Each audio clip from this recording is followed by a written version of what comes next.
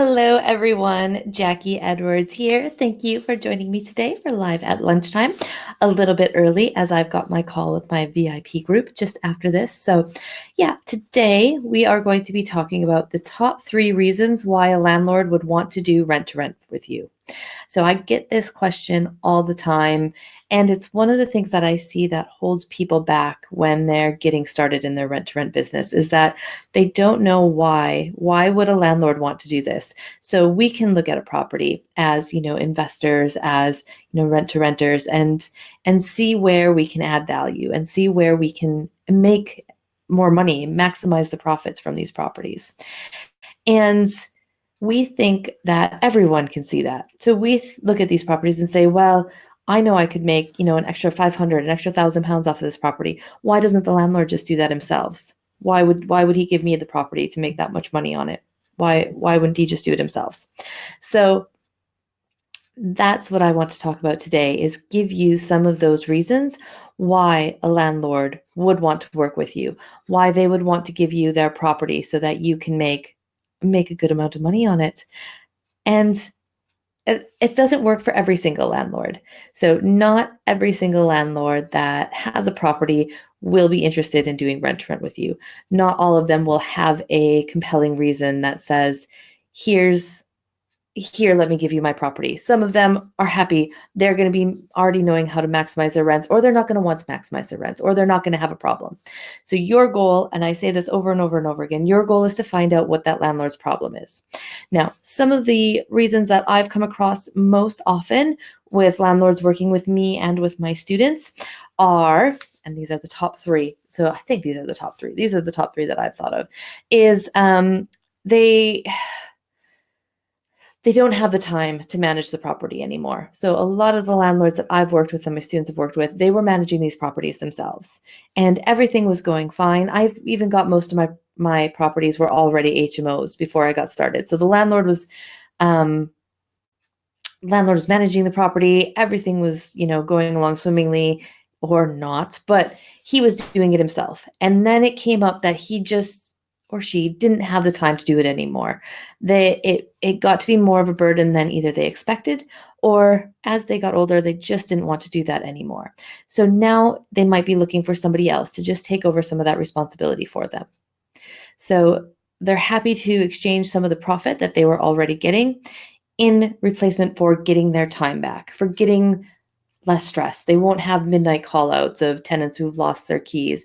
They won't have everything kind of, all the turnover, all the changeover, all the work to do. You'll be taking that over, and in exchange for their time and their lifestyle back, they're happy to give you some of the profit.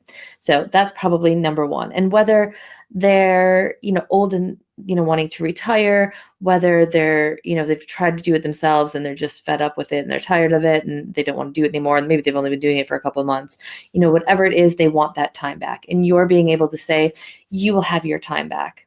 You will be able to relax. You will be able to have no stress. We will take care of all of these tenants for you. You won't have the midnight calls anymore. That makes a big difference for them. All right. Another reason is bad tenants. And I've seen this in landlords that were managing the properties themselves, or landlords that had an agent managing it. So probably the two kind of go together. Is bad. They either have had a bad letting agent experience or bad tenant experience. And now they're looking to, again, just kind of pass that off so that they don't have to worry about that anymore. And again, you are coming in and saying, you won't have to worry about the tenants. We take care of everything to do with the tenants. So we are your tenants, and then we take care of all of our clients. So if there's any problems, we're the ones that deal with anything. But you're also reassuring them that there aren't going to be any problems because you've done the research, you've done the work, you've got a good referencing process in place, or you've got good checks in place with your service accommodation, that you're not going to have major problems. And if you do, you are situated that this is your focus. You're going to be able to deal with those problems without having to involve the landlord. So he doesn't have to worry about, a cannabis farm at his house. I've had that from past landlords. He's not going to have to worry about, all these evictions or tenants not paying their rent. You're taking care of that. You're taking that responsibility. So again, that landlord has peace of mind. They can sit back and relax. They haven't got the stress of dealing with and evicting and, going back and forth, trying to collect rent and chase bad tenants or bad landlord or bad letting agents. So that's probably the second biggest one that I've seen come up. So first one was the landlord wants more time. Second one is the landlord is tired of dealing with bad agents or bad tenants. And let's see, what do I think the third one is? The third one that I've seen is it's still to do with the amount of work for the property, but the landlord doesn't know how to maximize his rents. So not every single landlord is a professional landlord. Not every single landlord, has done the courses that you guys have done. They've not spent the time learning, reading the books, watching the Facebook groups, watching the videos. They've not taken that time. They've just said, I know property investment is a great thing to do.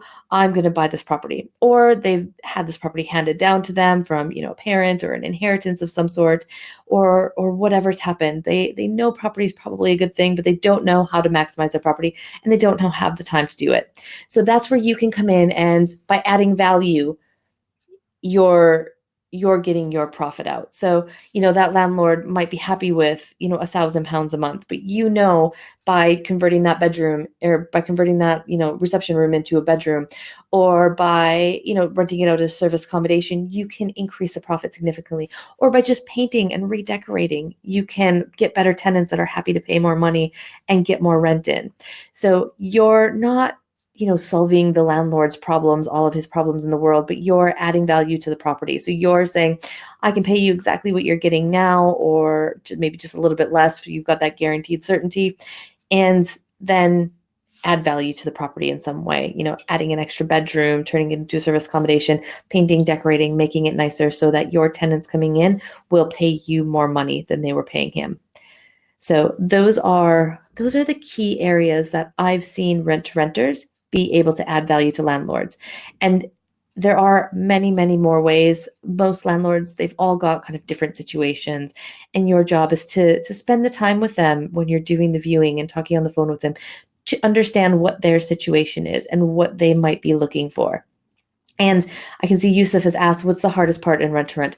That's probably the hardest part in the beginning, is just having the confidence to have those conversations and to understand what the landlord's problem is and what they're looking for in their properties, and being able to explain to them how you can provide all of the things they're looking for specifically, and not just, spouting off a list of benefits that, could apply to anybody.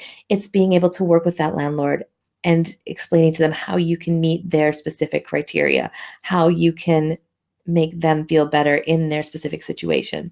So that's where you want to work on. The common ones I've given you, they want more time, they had a bad letting agent or a bad tenant experience, or they just haven't been able to add the right value, and you can add more value to the property. Those are the key areas that I've seen that can really work with rent to rent. But your job is to find that reason for that landlord that you're talking to. So get to know them, get to understand them, introduce yourself, build up that relationship, build up that rapport. You don't have to do a deal overnight. Lots of people are really, really trying to push the deal and almost have the deal signed before they even got to view the property. You've run all the numbers, you've calculated everything out, and you've tried to figure everything out before you've even gone to view the property or met the owner. Whereas if you spend the time to meet that owner, listen to what they need, and show them how you can help them, you're going to get a lot further in your rent to rent. Now, again, not every deal is going to work out. Not every property is right for rent to rent. Not every landlord is right for it. But you need to find a way that you can help them, whether it's by saying, look, I can help you by managing your property and sorting out X, Y, and Z. Or you can say, look, I'm probably not the right person. I could do it. This is how much I could pay you every single month. But I think you're doing a pretty good job on your own. So maybe all you need is a good contact with my handyman. So if you have a chat with him, he'll be able to help you out with a few things. And that's okay as well. So it's okay to just, I'm a huge believer in karma. So giving that karma to somebody, I could help you manage your property, but really probably all you need is a good handyman. Why don't you talk to my guy? Here's his number, and away you go. Then maybe that works for that landlord for a while. Maybe they're happy to manage it. Maybe a year, 2 years down the road, they give you a call again. And they're like, that was great. We were happy to manage it. Your guy was awesome. Now we're moving to Spain. why don't you take care of our property because you took such good care of us then? Or we're looking to sell our property. Would you be interested in buying it because you helped us out so much then? So build those relationships because that's where the deals come from in property. That's where you're building up your business, and your reputation is by helping people and understanding what they need. So hopefully you found that useful. The top 3 reasons why a landlord would do rent to rent with you. Again, there are loads more. Make sure you spend the time building up that relationship. If you've enjoyed this video, please share it, and I will see you again next week.